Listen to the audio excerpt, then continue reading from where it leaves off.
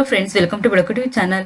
Friends, ಇವತ್ತಿನ ವಿಡಿಯೋದಲ್ಲಿ ಒಂದು ಶಾಪ್ ಲೈಸೆನ್ಸ್ ಅಥವಾ ಒಂದು ಫಾರ್ಮಸಿ ಅಥವಾ ಲೇಬರ್ ಲೈಸೆನ್ಸ್ ಅಂತ ಏನು ಕರಿತೀವಿ, ಇದನ್ನ ರಿನ್ಯೂವಲ್ ಹೇಗೆ ಮಾಡ್ಕೊಳ್ಳೋದು ಅಂತ ಅಂದ್ಬಿಟ್ಟು ನೋಡೋಣ. ನೀವು ಏನಾದರೂ ರಿಜಿಸ್ಟ್ರೇಷನ್ ಮಾಡಿಸ್ಕೋಬೇಕು, ಇಲ್ಲ ಅಂತಂದ್ರೆ ಒಂದು ಲೈಸೆನ್ಸ್ ಆಲ್ರೆಡಿ ಇದ್ರೆ ಅದನ್ನ ರಿನ್ಯೂವಲ್ ಮಾಡಿಸ್ಕೋಬೇಕು. ನಿಮ್ದು ಎಕ್ಸ್ಪೈರಿ ಡೇಟ್ 1 ಇಯರ್ 2 ಇಯರ್ ಆಗಿದ್ರು ವ್ಯಾಲಿಡಿಟಿ ಕಂಪ್ಲೀಟ್ ಆಗಿ ಅವಾಗ ನೀವು ಒಂದು ಅದೇ ಕಾಪಿಯಿಂದಾನೇ ರಿನ್ಯೂವಲ್ ಮಾಡ್ಕೋಬಹುದು. ಹಂಗೇನಾದ್ರೂ ಮಾಡ್ಕೋಬೇಕು ಅಂತ ಇದ್ರೆ ಅಥವಾ ಹೊಸದಾಗಿ ಏನಾದ್ರು ರಿಜಿಸ್ಟ್ರೇಷನ್ ಮಾಡ್ಕೋಬೇಕು ಅಂತ ಇದ್ರು ಕೂಡ ನೀವು ಸ್ಕ್ರೀನ್ ಮೇಲೆ ಕಾಣಿಸ್ತಾ ಇರೋ ನಂಬರ್ಗೆ ಕಾಂಟ್ಯಾಕ್ಟ್ ಮಾಡಿ ನೀವು ರಿಜಿಸ್ಟ್ರೇಷನ್ ಮಾಡಿಸ್ಕೋಬಹುದು. ಒಂದು ಕರೆಂಟ್ ಅಕೌಂಟ್ ಇರ್ಬೋದು ಅಥವಾ ಒಂದು ಲೋನ್ಗೆ ಹೋದ್ರೆ ಕೂಡ ಈ ಫಾರ್ಮಸಿ ಲೈಸೆನ್ಸ್ ಅನ್ನ ಕೇಳ್ತಾರೆ. ಇದಿದ್ರೆ ನೀವು ಕರೆಂಟ್ ಅಕೌಂಟ್ ಮತ್ತೆ ಲೋನ್ಗೂ ಯೂಸ್ ಆಗುತ್ತೆ. ಮತ್ತೆ ಇದು ಯಾವುದೇ ಒಂದು ಶಾಪ್ ಇರ್ಬೋದು, ಒಂದು ಎಸ್ಟಾಬ್ಲಿಷ್ಮೆಂಟ್ ಎಲ್ಲರೂ ಕೂಡ ಮಾಡಿಸ್ಕೊಬಹುದು. ಈಗ ರಿನ್ಯೂವಲ್ ಅನ್ನ ಹೇಗೆ ಮಾಡ್ಕೊಳ್ಳೋದು ಅಂತ ಅಂದ್ಬಿಟ್ಟು ನೋಡೋಣ. ಅಂದ್ರೆ ನಿಮ್ದು ಆಲ್ರೆಡಿ ಲೈಸೆನ್ಸ್ ಇದೆ, ಅದನ್ನ ಹೇಗೆ ರಿನ್ಯೂವಲ್ ಮಾಡ್ಕೋಬೇಕಾಗುತ್ತೆ ಅಂತ ಅಂದ್ಬಿಟ್ಟು ನೋಡೋಣ. ನೀವೇನಾದ್ರೂ ರಿನ್ಯೂವಲ್ ಮಾಡಿಸ್ಕೋಬೇಕು ಅಥವಾ ಒಂದು ನಿಮ್ಗೆ ಯೂಸರ್ ನೇಮ್ ಪಾಸ್ವರ್ಡ್ ಗೊತ್ತಿಲ್ಲ ಅಂದ್ರೆ ಕೂಡ ನಮ್ಮನ್ನ ಕಾಂಟ್ಯಾಕ್ಟ್ ಮಾಡಿದ್ರೆ ನಾವೊಂದು ಇದು ಮಾಡಿ ನಿಮ್ಗೆ ರಿನ್ಯೂವಲ್ ಕೂಡ ಮಾಡ್ಕೊಡ್ತೀವಿ. ನೋಡಿ, ಇಲ್ಲಿ ಈ ಕಾರ್ಮಿಕ .gov.in ಅಂತ ಇದೆಯಲ್ಲ, ಅಲ್ಲಿ ಹೋಗ್ಬಿಟ್ಟು ನೀವು ಯೂಸರ್ ನೇಮು, ಪಾಸ್ವರ್ಡ್ ಮತ್ತೆ ಒಂದು ಎಂಟರ್ ಕ್ಯಾಪ್ಚಾ ಅಂತ ಇದೆ. ಕ್ಯಾಪ್ಚಾ ಕೋಡನ್ನ ಎಂಟ್ರಿ ಮಾಡ್ಬಿಟ್ಟು ಒಂದು ಲಾಗಿನ್ ಅನ್ನ ಮಾಡ್ಕೋಬೇಕು. ಲಾಗಿನ್ ಮಾಡ್ಕೊಂಡಾದ್ಮೇಲೆ ಈ ರೀತಿ ಒಂದು ಪೇಜ್ ಓಪನ್ ಆಗುತ್ತೆ. ಇದರ ರಿಜಿಸ್ಟ್ರೇಷನ್, ರಿನ್ಯೂವಲ್, ಅಮೆಂಡ್ಮೆಂಟ್ ಈ ತರ ಒಂದೊಂದು ಡಿಫ್ರೆಂಟ್ ಟ್ಯಾಬ್ ಕಾಣಿಸ್ತಾ ಇದಾವೆ.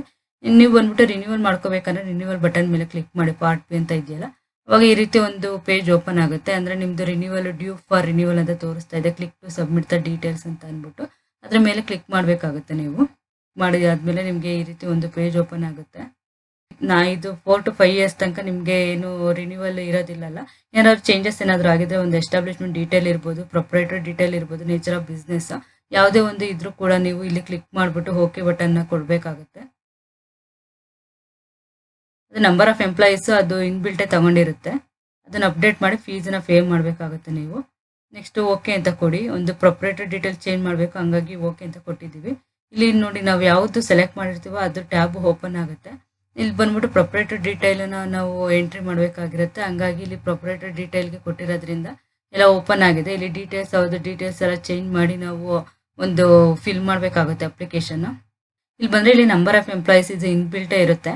ಅಂದ್ರೆ ಖಜಾನೆ 2ಗೆ ಹೋಗ್ಬಿಟ್ಟು ಅಲ್ಲಿಂದ ನೀವು ಪೇ ಮಾಡಿ ಇಲ್ಲಿ ಜರ್ನಲ್ ನಂಬರ್, ಬ್ಯಾಂಕ್ ನೇಮ್ ಮತ್ತೆ ಡೇಟ್ ಅನ್ನು ಮೆನ್ಷನ್ ಮಾಡಬೇಕಾಗುತ್ತೆ. ಮೆನ್ಷನ್ ಮಾಡಿ ಒಂದು ಸೈನ್ಡ್ ಕಾಪಿನ ಚಲನ್ ಕಾಪಿನ ನೀವು ಅಪ್ಲೋಡ್ ಮಾಡಬೇಕಾಗುತ್ತೆ. ಇದು ಖಜಾನೆ 2. ನಿಮ್ ಡೀಟೇಲ್ ಎಲ್ಲ ಫಿಲ್ ಮಾಡ್ಬಿಟ್ಟು ನೀವು ಒಂದು ಪೇಮೆಂಟ್ ಕೂಡ ಮಾಡಬೇಕಾಗುತ್ತೆ. ಖಜಾನೆ 2 ನಲ್ಲಿ ಇದೆಲ್ಲ ಫಿಲ್ ಮಾಡಿ ಆದ್ಮೇಲೆ ನೀವೊಂದು ಇದೆಲ್ಲ ಸೆಲೆಕ್ಟ್ ಮಾಡ್ಕೊಂಡು ನಿಮ್ದು ಯಾವ ಸರ್ಕಲ್ ಬರುತ್ತೆ ಅದ್ ನೋಡಿ ಎಲ್ಲ ಮಾಡ್ಬಿಟ್ಟು ಒಂದು ಪೇಮೆಂಟ್ ಅನ್ನ ಮಾಡ್ಕೋಬೇಕಾಗುತ್ತೆ. ಒಂದು ಆನ್ಲೈನ್ ಪೇಮೆಂಟ್ ಆದ್ಮೇಲೆ ಇಲ್ಲಿ ಒಂದು ರೆಫರೆನ್ಸ್ ನಂಬರ್ ಮತ್ತೆ ಯಾವ ಬ್ಯಾಂಕಿನ ಪೇ ಮಾಡಿದ್ರೆ ಮತ್ತೆ ಡೇಟು ಅದೆಲ್ಲ ಹಾಕ್ಬಿಟ್ಟು ಒಂದು ಮತ್ತೆ ಚಲನ್ ಕಾಪಿ ಏನಿರುತ್ತೆ ಅದನ್ನ ಕೂಡ ನೀವು ಸಬ್ಮಿಟ್ ಮಾಡಬೇಕಾಗುತ್ತೆ. ಚಲನ್ ಕಾಪಿ ಏನು ಸಬ್ಮಿಟ್ ಮಾಡಿ ಆದ್ಮೇಲೆ ಇಲ್ಲಿ ಏನಾದರೂ ಅಡ್ರೆಸ್ ಪ್ರೂಫ್, ನೀವು ಅಡ್ರೆಸ್ ಚೇಂಜ್ ಮಾಡಂಗಿದ್ರೆ ಅಡ್ರೆಸ್ ಪ್ರೂಫ್ಗೆ ಬೇರೆ ಹಾಕ್ಬೇಕಾಗುತ್ತೆ. ಮತ್ತೆ ID ಪ್ರೂಫಿಗೆ ಕೂಡ ಬೇರೆ ಹಾಕ್ಬೇಕಾಗುತ್ತೆ. ನೋಡಿ, ಇಲ್ಲಿ ಸಬ್ಮಿಟ್ ಬಟನ್ ಮೇಲೆ ಕ್ಲಿಕ್ ಮಾಡಬೇಕಾಗುತ್ತೆ. ಆಗ ಈ ರೀತಿ ಒಂದು ಪೇಜ್ ಓಪನ್ ಆಗುತ್ತೆ ನಿಮ್ಗೆ. ಇಲ್ಲಿ signed and filled copy of application form ಅಂತ ತೋರಿಸ್ತಾ ಇದೆ. ಅದನ್ನ ಮಾಡಿ ನೀವು ಅಪ್ಲೋಡ್ ಮಾಡಬೇಕು. ಮತ್ತೆ ಓಲ್ಡ್ ರಿಜಿಸ್ಟ್ರೇಷನ್ ಕಾಪಿ ಕೂಡ ನೀವು ಅಪ್ಲೋಡ್ ಮಾಡಬೇಕಾಗುತ್ತೆ.